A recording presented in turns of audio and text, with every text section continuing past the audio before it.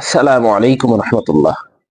যে যেখান থেকে দেখছেন সকলকে আন্তরিক শুভেচ্ছা অভিনন্দন।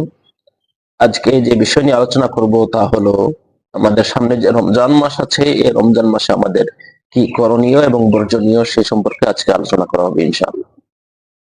যেহেতু আমাদের নির্বাচন মাত্র গিয়েছে, এখন নির্বাচন যাওয়ার পরেই, নির্বাচনের আগে এবং নির্বাচনের পরে বিশাল একটা সমালোচনার ঝড় আমাদের মাঝে বইছে।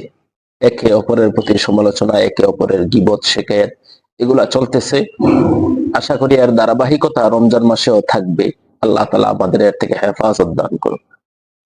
করিম সাল্লাল্লাহু আলাইহি ওয়াসাল্লাম এবং আল্লাহ তাআলা কুরআনুল কারীমে নবী করিম সাল্লাল্লাহু আলাইহি ওয়াসাল্লাম তিনার হাদিসে রমজানের অনেক গুরুত্ব এবং ফজিলত তিনি বর্ণনা করেছেন। যে ফজিলত গুলো আসলে আমাদের জানা না থাকার কারণে আমরা রমজান মাসে অনেক গুনাহের মধ্যে লিপ্ত হই। নবী করিম সাল্লাল্লাহু আলাইহি ওয়াসাল্লাম অনেক ধমক দিয়েছেন, অনেক ওয়াঈদ বর্ণনা করেছেন যে রমজান মাসে এই করা যাবে, এই করা যাবে না, এগুলো বর্ণনা করেছেন।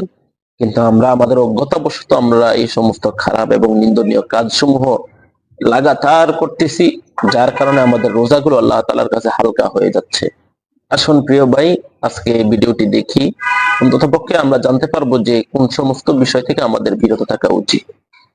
তো শুরুতেই বলে নবী করিম সাল্লাল্লাহু আলাইহি সাল্লাম বুখারী শরীফের মধ্যে এর একটি হাদিস বর্ণনা করেছেন। নবী করিম সাল্লাল্লাহু আলাইহি সাল্লাম বলেন, মান লাম ইয়াদা কওলা যুর ওয়াল আমালা বিহি, যে ব্যক্তি রমজান মাসে রোজা রেখে বিভিন্ন ধরনের মিথ্যা কথাবার্তা এবং বিভিন্ন ধরনের খারাপ কাজকর্ম করে, আল্লাহ তাআলা কি বলেন, যে আল্লাহ তাআলা বলেন যে ফালাইসা লিল্লাহি হাজা, যে আল্লাহ তাআলার কাছে এমন কোনো প্রয়োজন নেই যে ওই ব্যক্তি সে তিনার খানা থেকে বিরত থাকবে এবং তার পানাহার থেকে বিরত থাকবে। এটা মূলত সে সারাদিন উপবাস করে, এটা তার প্রয়োজন নেই যদি সে মিথ্যা কথা না ছাড়তে পারে, অথবা সে যদি খারাপ কর্ম থেকে বিরত না থাকতে পারে। তো এই হাদিস থেকে আমরা বুঝলাম কি, আসলে যদি আমি আর আপনি মিথ্যা কথা ছাড়তে না পারি, যদি আমি আর আপনি খারাপ কর্ম থেকে যদি বিরত থাকতে না পারি, আসলে আমাদের এই বিরত থাকা থেকে আমাদের কোনো কিছু যায় আসবে না আল্লাহ তাআলার কাছে। কারণ আমরা যে খারাপ কর্মটা করতেছি এটা দ্বারাই আমাদের রোজা শেষ হয়ে যাচ্ছে।